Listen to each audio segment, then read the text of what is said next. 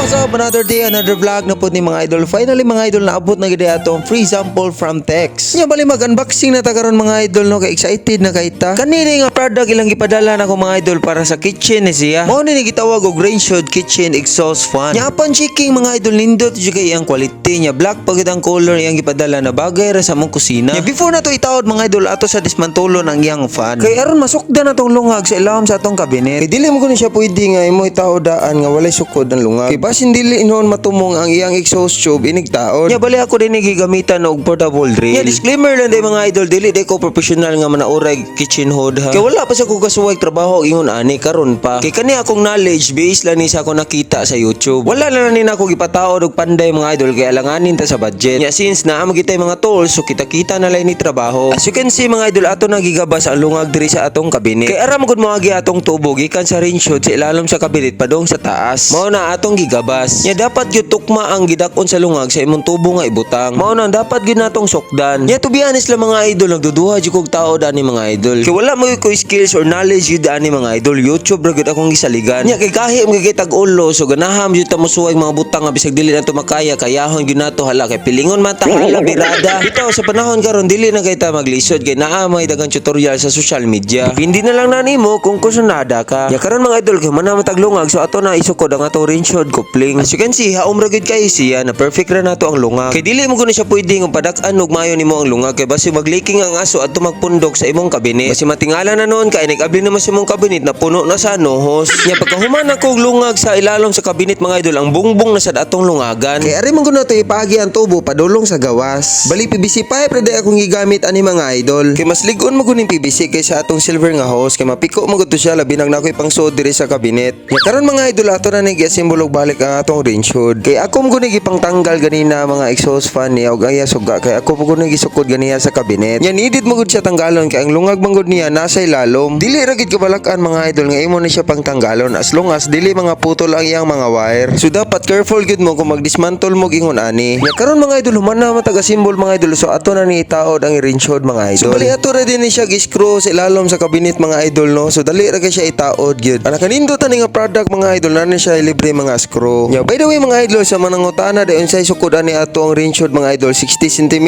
dayon sukod ani mga idol. Same ra ni siya gilap doon sa akong usa ka cabinet. Bali lahi din ni siya sizes mga idol, na siya 90 cm, na siya 60 cm, na pag siya 50 cm.